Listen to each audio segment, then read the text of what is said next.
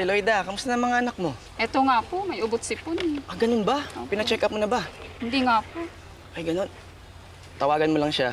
Bibigyan ka niya ng mga gamot, ha? Salamat po. Yung mga gamot niya mamaya, ha? Ari, Ay, Ate Mercy. bakit kasi nagtago yung kapatid mo?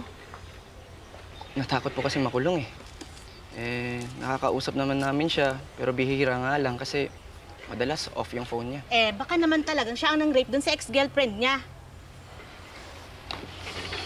Ate Mercy, maayos at maganda ang pagpapalaki ng mga magulang namin. Busog po kami sa mga pangaral.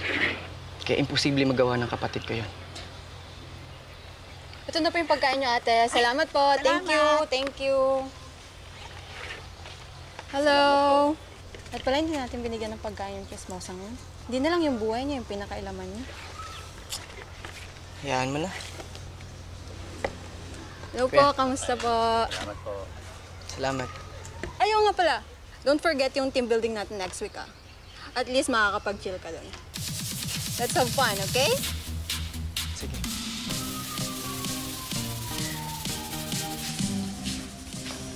Kawawa naman si Kuya Harry. Sabi ko kasi sa inyo, huwag na siyang pasyatin eh. Mapilit eh. Mabuti na siguro yan para makalimutan niya yung problema niya sa kapatid niya. Sige na nga, tara na nga. O sige, ako na bahala dito, ah. Sunod na lang ako. Sige.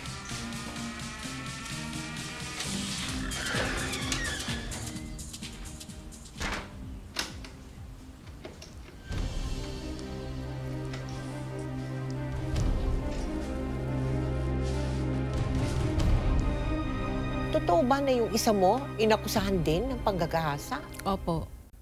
Kuya, please. Dito na ako, ma. Kuya, please. Anak. Lalo ka lang madidiin sa kaso mo kapag nagtago ka. Huwag mong gayahin si Jimboy. Ma, wala na akong tiwala sa batas, ma. Kung sino pa yung mga inosente, sila pa yung nakukulong. Ay, totoo yung mawala sa inyo. Pero wala akong ibang choice kundi gawin to, ma.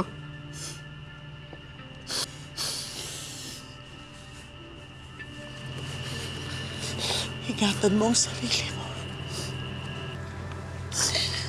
Tandaan mo, mahal na mahal kita.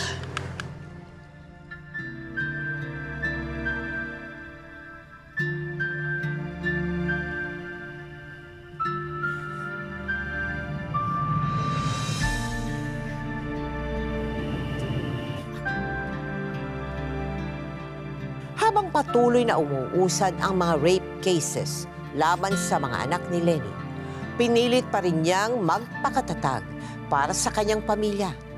Pero isa na namang matinding dagok ang dumating sa buhay niya. Ma, ilang beses na po kayo nagmamakaawa sa pamilya nagsumpa ng kaso kina Kuya. Ma, hindi po ba kayo napapagod? Kahit kailan hindi napapagod ang isang ina. Hindi ako titigil hanggat hindi napapawalang sala ang mga kuya mo. Hindi ako susuko.